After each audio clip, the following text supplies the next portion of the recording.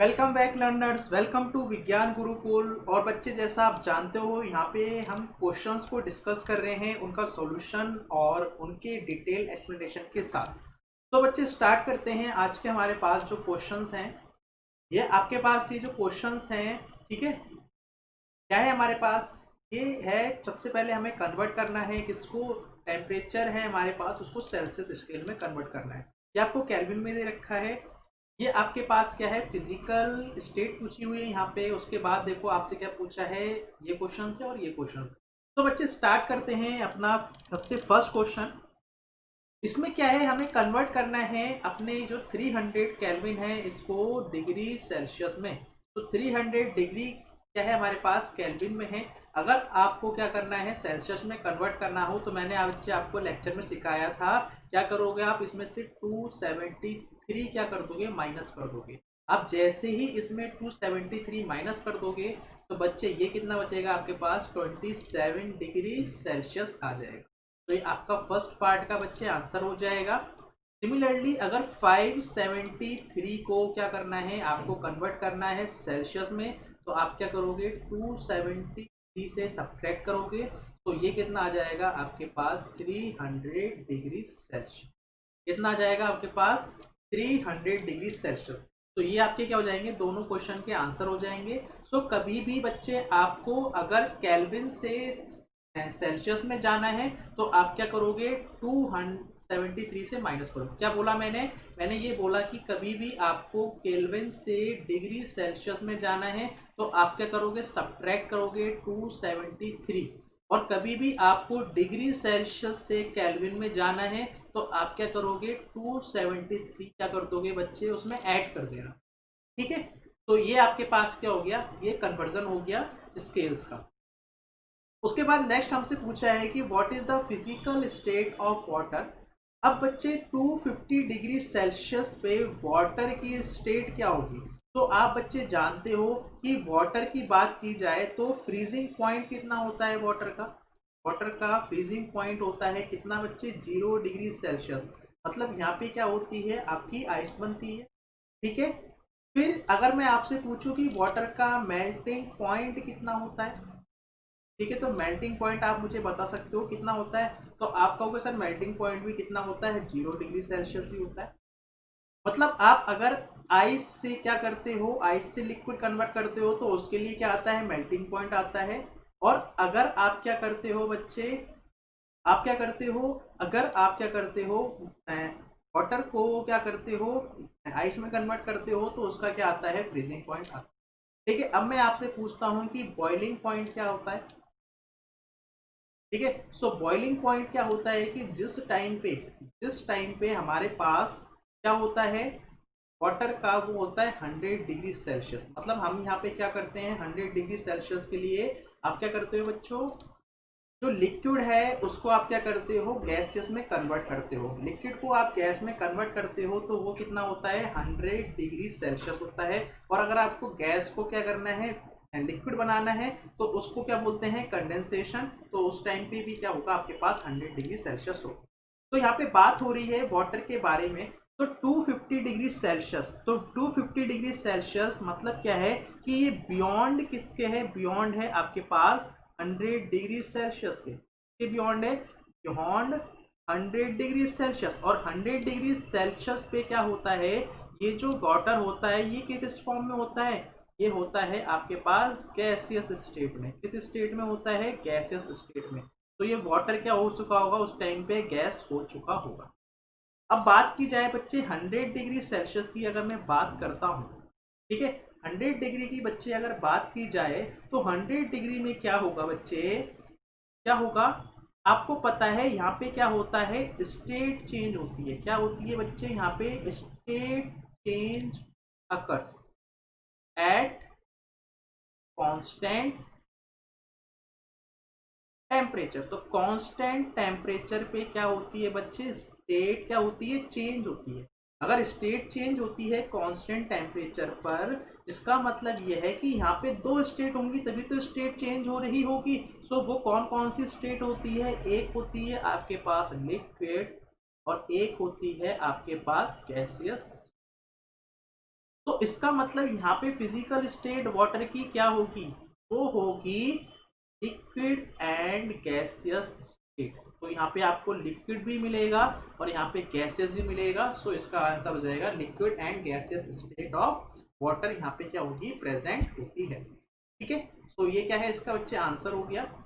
उसके बाद next question देखते हैं। हमारे पास आता है for any substance why does the temperature remain constant during the change of state. तो ये जब मैंने आपको बताया था उस टाइम पे लेटेंट हीट का कंसेप्ट समझाया था, तो क्या होता है कि एक टाइम पे जब स्टेट चेंज होती है तो जो भी हम हीट सप्लाई करते हैं ना बच्चे, तो वो उसकी टेम्परेचर को नहीं बढ़ाते। जब क्या होता है आपके पास स्टेट चेंज होती है तो उस टाइम पे जो भी हीट हम सप्लाई कर रहे हैं उस हीट को हम लोग बोलते हैं लेटेंट हीट। और लेटेंट हीट में क्या होता है, टेम्परेचर आपका कांस्टेंट रहता है, क्योंकि जो भी आप उसको हीट सप्लाई कर रहे हो ना, तो वो क्या करती है, जो मॉलिक्यूल्स या फिर जो पार्टिकल्स हैं उनके बीच में जो फोर्स ऑफ अट्रैक्शन है उसको ओवरकम करती है, उनको क्या करती है, ब्रेक कर रही होती है। तो इस वजह से क्या होता है आपके पास, जब ये पार्टिकल्स के अट्रैक्शन का फोर्स क्या होता है, जब ब्रेक होता है तो क्या होता है उस टाइम पे आपके पास उसकी स्टेट चेंज होती है। सो ये जो हीट है ये कोई कंट्रीब्यूट नहीं करती इंक्रीज या फिर हमारे पास टेम्परेचर ऑफ अ सब्सटेंस। ठीक है, तो इसका मतलब ये है कि आपका टेम्परेचर क्या रहता है उस टाइम पे कांस्टेंट रहता है। सेम प्रोसेस क्या है, जब आप क्या करते हो उससे हीट निकालते हो तो सेम हमारे पास क्या होती है, ये फिनोमिना होता है। ठीक है, तो आपको इस चीज को ध्यान रखना है बच्चे। उसके बाद नेक्स्ट क्वेश्चन आता है, suggest a method to liquify atmospheric gases. अगर आपको एटमॉस्फेरिक गैसेस को लिक्विफाई करना है तो उसके लिए बेस्ट ऑप्शन ये है कि आप क्या करो, प्रेशर अप्लाई कर दो। क्या करो, ये जो गैसेस के पार्टिकल्स आपको दिख रहे हैं ना बच्चे, आप क्या करो, इस पिस्टन से नीचे की तरफ क्या करो, प्रेशर अप्लाई करो और साथ ही साथ क्या करो, उसको ठंडा करते जाओ। ये जो गैस है इसको क्या करते जाओ आप, इसको कूल करते जाओ। तो जब आप गैस को प्रेशर करोगे और उसका टेम्परेचर कम करोगे तो ये जो गैसेस है ना बच्चे आपके पास, ये जो एटमॉस्फेरिक गैस है ये किसमें कन्वर्ट हो जाएगी, लिक्विड में कन्वर्ट हो जाएगी। So by applying pressure and reducing the temperature we can liquefy atmospheric gases. ठीक है, नेक्स्ट हमारे पास आते हैं ये जो क्वेश्चंस हैं आपके पास, ठीक है, इनको डिस्कस करते हैं बच्चे। तो इसमें सबसे फर्स्ट क्वेश्चन है हमारे पास, why does a desert cooler better on a dry day. तो आपको पता है जो आपका बच्चे जो कूलर होता है, ठीक है, जो डेजर्ट कूलर है वो कुछ इस तरीके से होता है। ठीक है, ये आपका फैन लगा हुआ है। ठीक है, तो इसमें क्या होता है ना, ये जो साइड्स हैं, एक साइड ये वाली, ठीक है, एक जो हमें दिख नहीं रही है ये वाली साइड, और एक इसके बैक वाली। तो तीन साइड में आप देखते हो क्या कि इस तरीके से जाली होती है, क्या होती है, इस तरीके से जाली होती है, जिसमें क्या होती है आप खास वगैरह क्या करते हो इसमें लगाते हो। तो क्या होता है, जो आपका ये जो पंप है, जो पानी वाला पंप है, वो किस तरीके से अटैच होता है, जो कूलर के अंदर पानी होता है ना बच्चे, वो क्या करता है, वो इस घास पे गिराता है, इस वाली घास पे गिराता है और पीछे वाली घास पे गिराता है। तो जो आपका पानी वाला पंप है ना, वो तीन घास इस क्या करेगा, इस तरीके से पानी को क्या करता है, गिराता है। तो क्या होता है, जब भी आप क्या करते हो, कूलर को ऑन करते हो, तो उसकी वजह से क्या होता है, आप जैसे ही पंप ऑन करोगे ना, तो कंटिन्यूअसली क्या होगी, वाटर की सप्लाई होगी। तो कंटिन्यूअसली वाटर की सप्लाई होगी, और जब ये कंटिन्यूअसली वाटर की सप्लाई होगी तो यहाँ पे क्या होगा आपके पास, जो ये कांटेक्ट में आएगा, किसके, सराउंडिंग के कांटेक्ट में आएगा। अभी सराउंडिंग के कांटेक्ट में आएगा तो आपको पता है वहां पे क्या होता है, इवोपरेशन का प्रोसेस होगा। और जब इवोपरेशन का प्रोसेस होगा तो वो क्या करेगा, जो टेम्परेचर है उसको करेगा, रिड्यूस करेगा, जिसकी वजह से क्या होगा, आपका जो फैन है आपको कैसी हवा देगा, ये कूल हवा देगा। क्योंकि फैन क्या करेगा, ये हवा क्या करता है, बाहर से खींचता है, क्या करता है, बाहर से हवा को क्या करता है, एक तरीके से खींचता है, जो आप तक पहुंचाती आती है। ठीक है। So in a desert cooler the water inside it is made to evaporate, ठीक है, जो भी इसके अंदर वाटर है उसको इवोपरेशन के लिए ही तो यूज करते हैं। So in desert cooler the outer walls of the cooler get sprinkled by water continuously, मैंने आपको बता दिया। सो इस वजह से क्या होता है, this water evaporated due to hot dry weather. तो हॉट ड्राई वेदर की वजह से क्या होगा, आपका ये जो वाटर है ये क्या होगा, इवोपरेशन होगा। और आपको पता है जितना ज्यादा हॉट वेदर होगा उतना ही कम क्या होगा, उसमें वाटर वेपर के कंटेंट प्रेजेंट होंगे, और जितने वाटर वेपर के कंटेंट कम होंगे उतना ज्यादा क्या होगा, आपके पास इवोपरेशन का प्रोसेस होगा। So as we know that the evaporation depends on the amount of water vapor present in air. So evaporation causes cooling of inside air of cooler, by which this cool air is sent to the room by the fan. ठीक है बच्चों।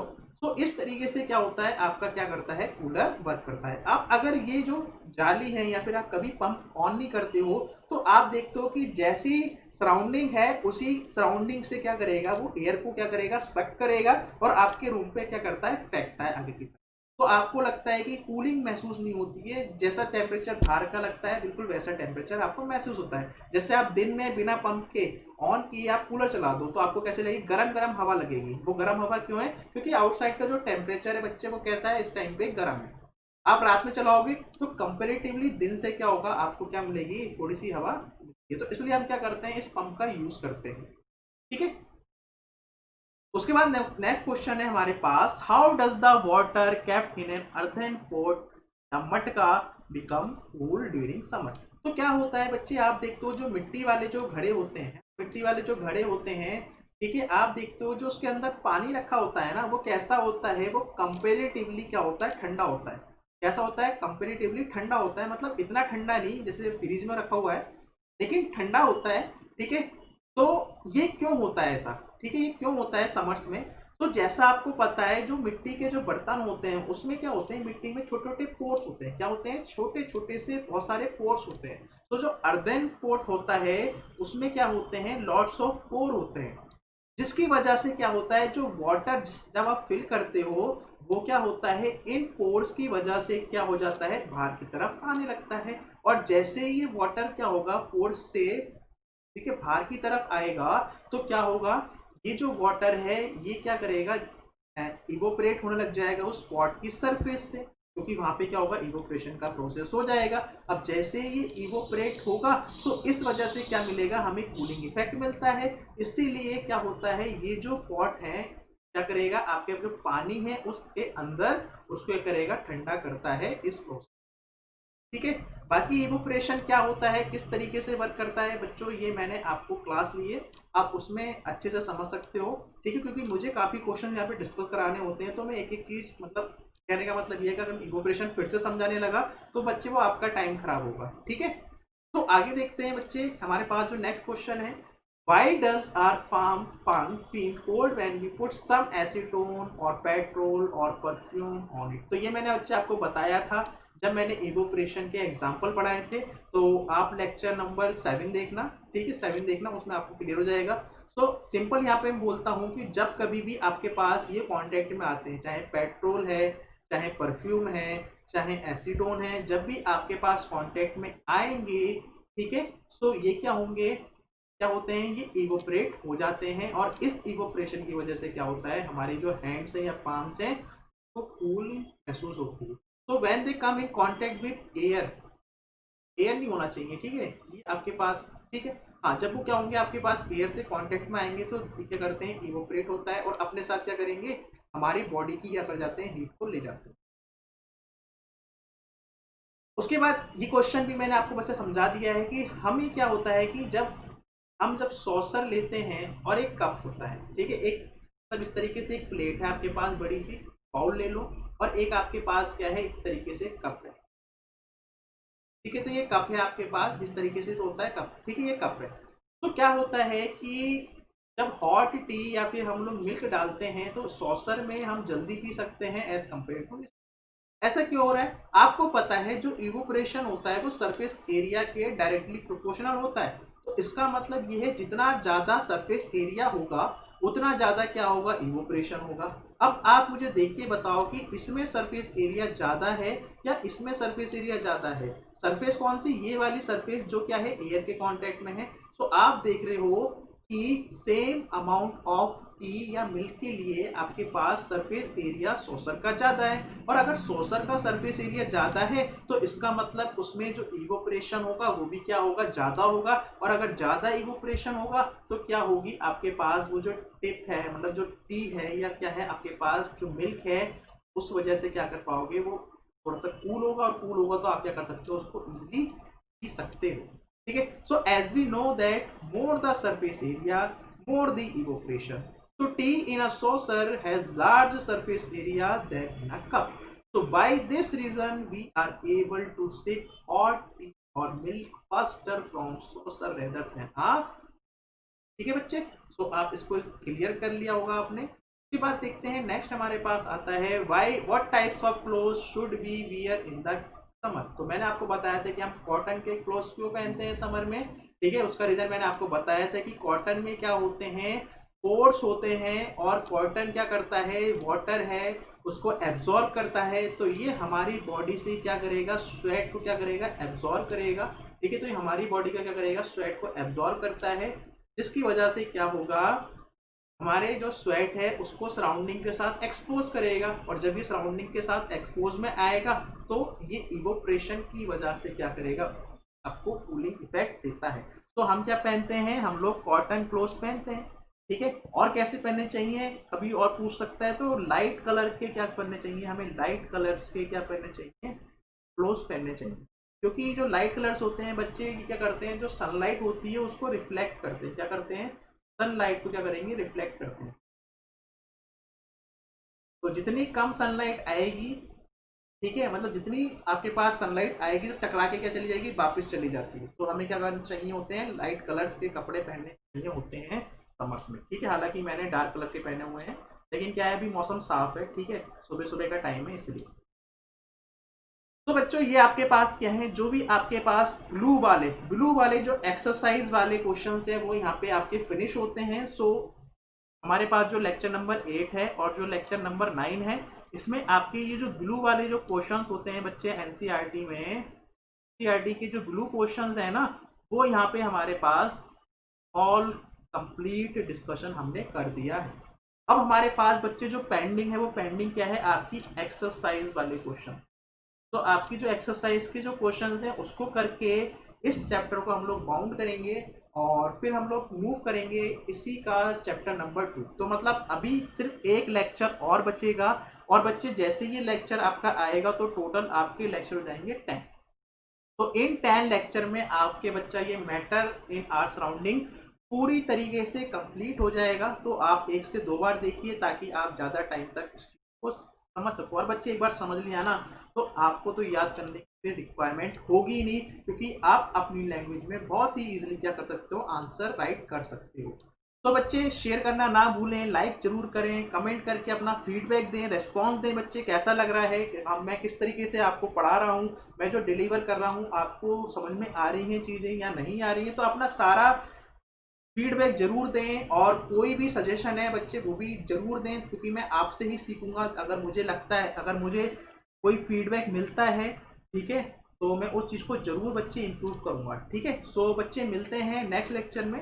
तो तब तक के लिए thank you and God bless you.